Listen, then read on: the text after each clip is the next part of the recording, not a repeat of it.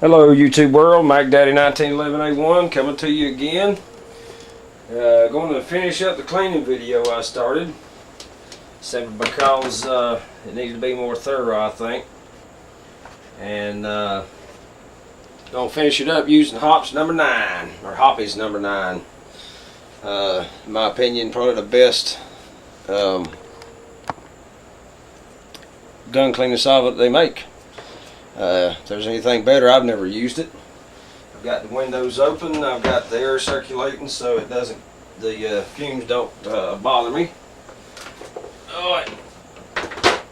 Yesterday at the gun range I had an issue with the side saddle. While I'm talking, might as well talk about something that might be helpful to you guys out there. But the side saddle on the shotgun came loose on one end, and I was like, what the hell? Got pretty ill about it and realized it was my screw up. Once I got back home, there's a little small nut that holds the the front of it on to the screw, the front screw, and I had neglected to use some Loctite to keep that nut from coming loose under recoil, and well, it gave up the ghost yesterday and the nut came off. So word to the wise, if it tells you to use Loctite before you install it, go get some Loctite. If you are going to put a side saddle on your shotgun, I recommend go ahead and get the Loctite up front, and so you don't have that issue. So we'll get on started with this thing and knock it on out, because I've been busy today and I really got to get my butt in gear and head to Louisiana here in a little while, and it's getting pretty late. But I'm not going to leave a job half undone, or half done I should say. So use a little bit of hops here on this patch, and we'll swab this barrel down real quick, like really get it good and clean.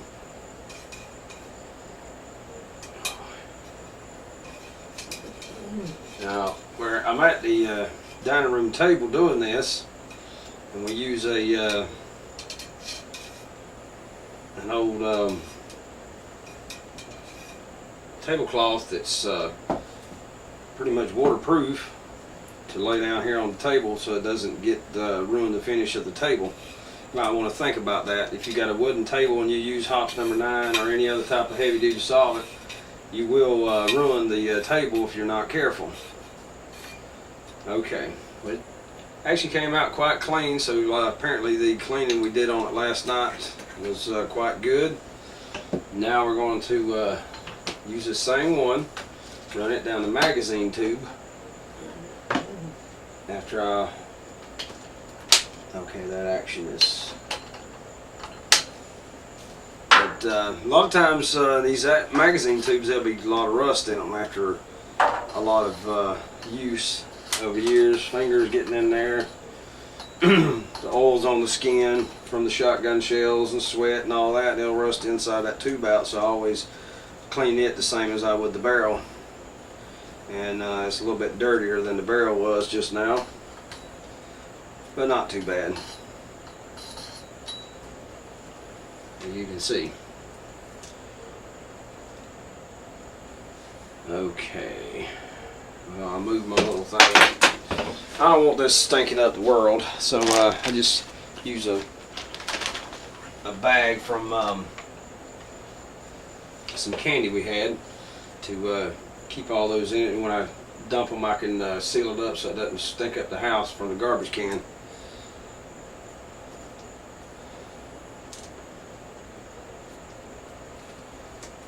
Go ahead and get this thing wiped out and cleaned.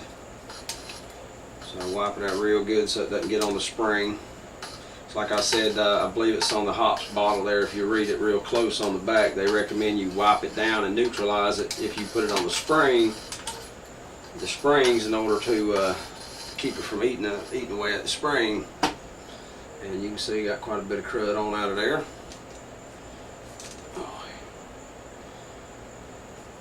Now these things, like I said last night, I ran out, so I've been using, I cut up a old t-shirt, and I've always got plenty of them around here with holes in them, it seems like. Normally I use some that are already pre-cut for the job, but not this go around. Just don't have the, just didn't have any, so that works fine. Okie dokie. Well, hell, I can use that patch again and go ahead and swab out the barrel, dry it out, and then we'll oil everything up and we'll be done. Once we clean the bolt up, I didn't ever get around to clean the bolt and the receiver last night.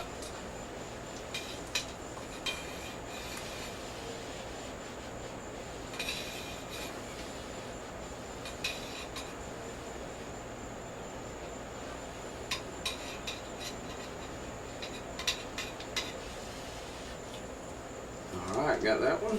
Now we'll take a fresh, clean one, run it on down in there too.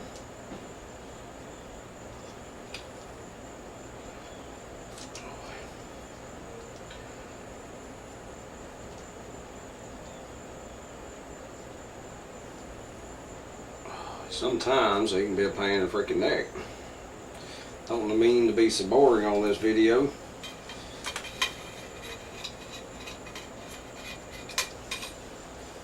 definitely want to make sure the barrel is as clean as you can get it. That is pretty darn close to the mark, I do believe.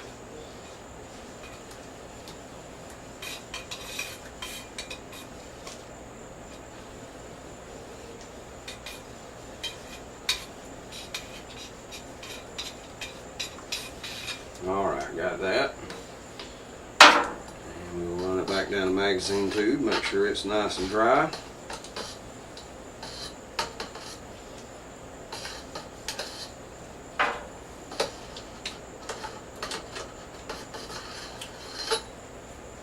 Okay, good deal.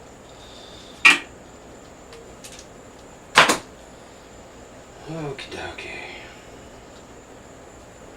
Last night I didn't get around to wiping down the surfaces of the magazine tubes, so we're going to use a little bit of hops on it. A rag, and then we'll wipe it clean the same as we just did the barrel and the magazine tube. And that'll ensure that all the rust and the if there's any trying to start or your oil skin, skin oils, because the oils on your skin, they contain acids that actually will cause rust. They're great for lubricating your skin, but they're not worth a flip for lubricating steel. So just remember that the oils on your skin do have acids that will cause rust. You should make sure you wipe, your ammunition off, your weapons off after you handle them with your hands. I have never had an issue with hops causing any problems with any of my synthetic, quality synthetic firearm stocks or foregrips or whatever the case may be. Now, I used to have a little cheap Jennings handgun that a buddy of mine, I think Uncle Fester it was, bought me years ago for Christmas, and that one caused lots of troubles. Did not care for that one at all. It actually melted the grip, one of the grip panels, but like I said, it was very cheap crap. Wasn't worth a dang for a whole lot of anything, really. But at the time, it was a little what I call my pocket rocket. It was a little carry pistol, and I had, which at the time I didn't really carry, but I just made up my mind years ago, if I'm gonna carry a gun substantial enough to stop an attack if somebody were to attack me. And that's the reason I got the 1911 45. A little bit heavy, yeah, but I'm not able to carry every day anyway because of my job. By federal law, it's illegal to have a handgun in a truck, and you got to make the decision yourself if it's worth getting into that kind of trouble to carry a handgun with you. To each his own, the way I see it.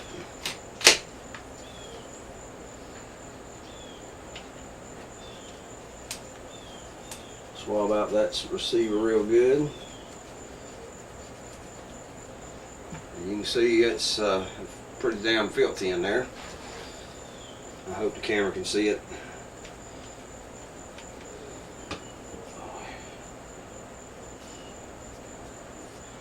Like I was also saying last night, I'm not going to take the gun apart.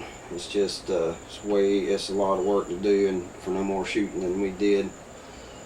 And I'm just not going to invest that much time in it today. Maybe at a later date I'll show you how to disassemble it, take the trigger group out and the bolt out, and clean everything up and put it all back together. But it is a job. It's not really that hard, but it's a job.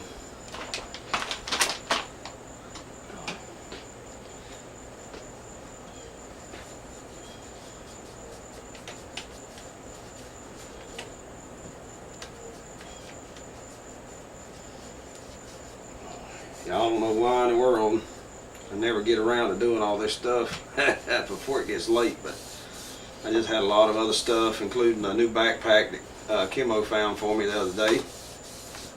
And she wasn't sure about it, and I wasn't sure about it. I couldn't tell in the pictures, just looking at it on my cell phone, if it was worth the flip or not. And turned out it was absolutely excellent. Huge backpack.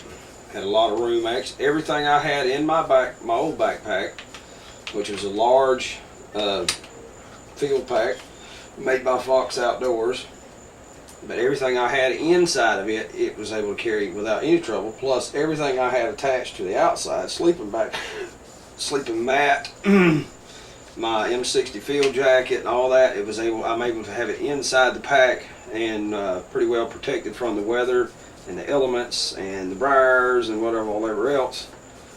And I was very, very grateful to her for thinking about me when she was up there doing her shopping.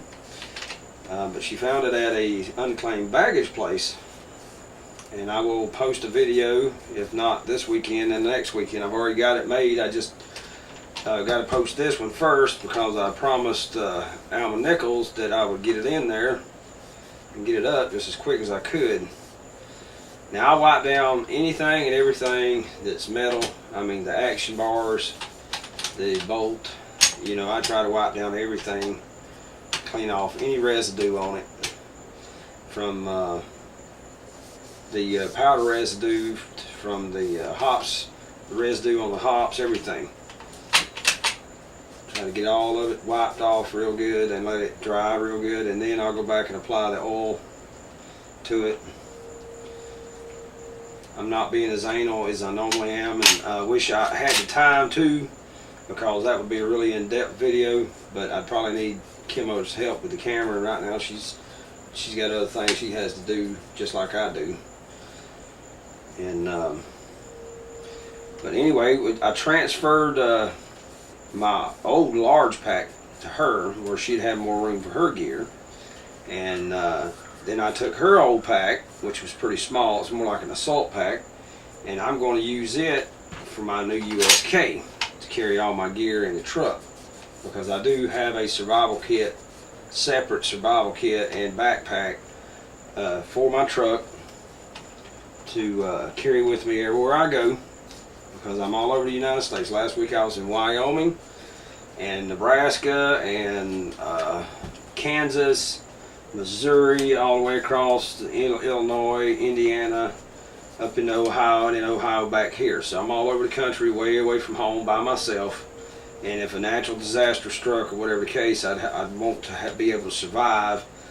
And it's not nearly as big or as comprehensive a pack as I do have at home, but I have limited space in the truck. Even though it's a very large truck, I still have, I have my tools and gear and stuff like that with me. And I don't want to have it so damn crowded in there, it'd be impossible for me to lay down and sleep and carry my movies and TV and stuff like that. But it's a decent one. I could start a fire. I've got some MREs in it, different things of that nature. I'm not going to go into too many details on it, because what I carry with me is my business. And the man don't need to know about all that. Devo Roger. Because the man is a pain in the ass, and they full of shit as Christmas turkey a good portion of the time. They don't know what the hell they're talking about. They'll say, you need to have a survival kit, blah, blah, blah, but the one thing they always leave out I think you all know what that would be, and I'm not even going to mention it. But we all know what they don't want you to have. They want you to be the perpetual victim, and that they're going to come rescue you. Well, I don't believe that as far as I can throw them, because systems get overwhelmed, and they just don't have the manpower to do what needs to be done. All right, barrel is dry from one end to the other. You can see it just as pretty as the day is long. Now, before we get carried away too much, I want to make sure I wipe all the any crap out of this end of the barrel, which there's still a little bit in there that you can't get with just the bull brush. Make sure all that's clean as it can be around the recesses for the shell extractors. Make sure that's well cleaned and wiped off. The barrel extension here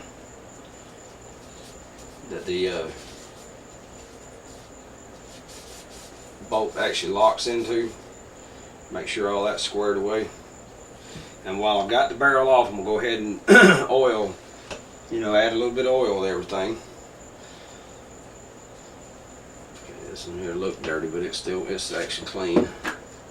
Now I'm using rim oil, and it's some newer type of oil. It's got VCI technology. Exactly what the heck that is, I don't know. I didn't make the darn stuff. I just know it seems to last quite well on my guns, because I don't get to go out to the range very often. I mean, damn, it's expensive hell, and I don't have the time. Just as simple as it is. I've had a day and a half this week. We haven't been at a range in a while, so we went. But most of the time I've got other projects on the burner, and got maintenance to take care of on the truck. I just don't have the time or the money. I wish I did, because it is so much fun. And then again, you've got all this cleaning you got to do when you do go to the range, so that's even more time invested in it. And to do it properly really takes quite a while. Now, her gun is Parkerized just like mine, so it pretty well, it's great to keep the rust down to a very minimum. And I'm not going to do a super thorough job on oiling it down. I'll check all that back this weekend, but I'm going to get the highlights, so to speak. The places that have been scuffed or scratched or whatever, the most obvious places.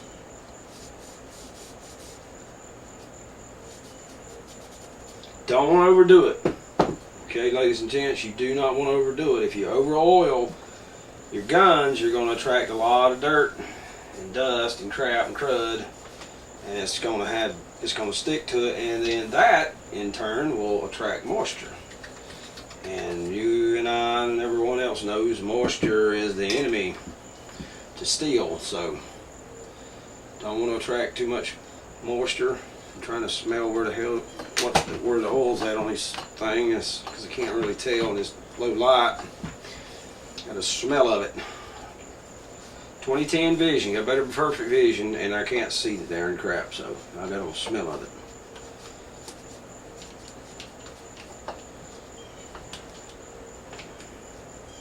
And for those folks out there, if you don't clean your guns on a regular basis, and you say, like I've had actual friends in the past, oh, WD-40, it'll work perfect. It's fine. No, it won't. That's as simple as it gets. It will not work as well as a oil that has been designed for your firearms. Okay, a top quality, high quality oil. And if you don't clean them and get the crud out of them, the unburnt powder, on a shotgun you got wadding, the wadding that goes in between the shot itself and the powder. If you don't get the residue from that wadding out of there, you're just going to eventually cause troubles. Alright, the shotgun gets real hot when you're shooting a lot of rounds through it, and you're using plastic shells, okay? Give me a break. You're going to have to keep it clean and lubricated and well maintained, or it's not going to function when you need it to function. And it's going to go click when you want it to go bang. And then you're going to look, and even if it's not a life-threatening situation, you get out to the range, all your friends are going to say, man, this guy's a freaking idiot. doesn't even take care of his guns and all very well. But if you overdo it, that can be just as bad. If you overdo it, over time it'll turn to goo and gum up the works and slow it down. If you don't believe me, I'll try it on a bolt action gun.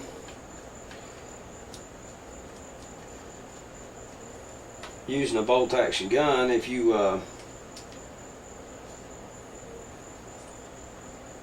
overdo it and then you allow it to just sit there, it will gum up the action. It'll slow it down when you're cycling the action, big time slow it down. Go in there and clean all that crap out of it and lightly lubricate it with a high quality oil, and it'll blow your mind on how well it'll run. I mean, how well it'll function. That's just part of it. So you don't have to take my word for it. Guarantee you, hey, that's your baby. I'm not gonna fuss at you. I don't care. If you're that damn dumb, you deserve what the hell you get, the way I see it. Alright. Wipe that magazine follower off, clean it up. Now that's plastic, so you don't have to oil it or anything. Stick it in the tube. We're fitting to mess up here. And then Kim will beat the snot out of me. This is her shotgun. She owns it. She's the one that bought it. So I don't want to do that. I don't want to get beat up right off the bat, especially on camera. That would hurt my feelings, and y'all laugh at me, and I just don't want that.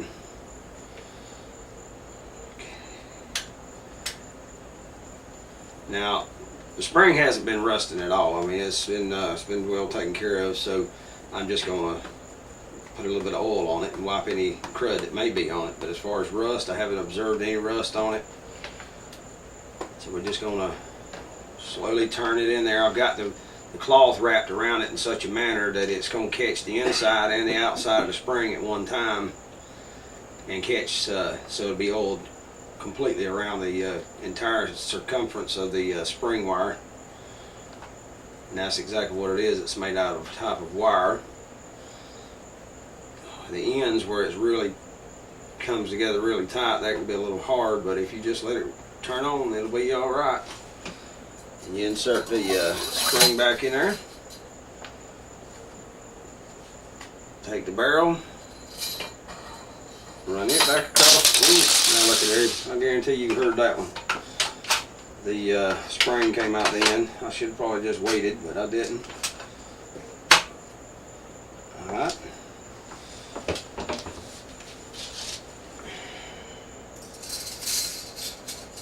Alright.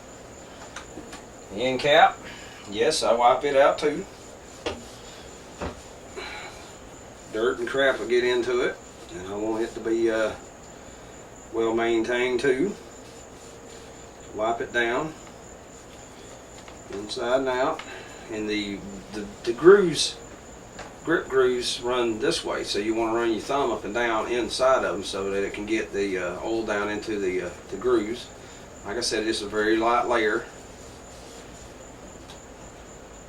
Put the cap back on.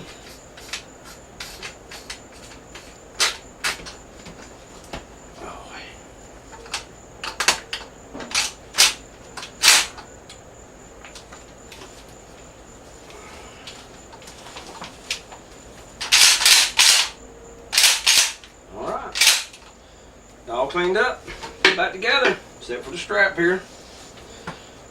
So with that, this is Mac Daddy 1911A1. I'm going to get on off of here. Y'all have a good day. I hope you got something out of this video that can help you out and make it easier on you. And if you have any questions, please leave comments, and I'll see what I can do about answering them as quickly as possible. But I got tons to do, so y'all have a good day. Mac Daddy 1911A1, Shade Tree Survival, signing off.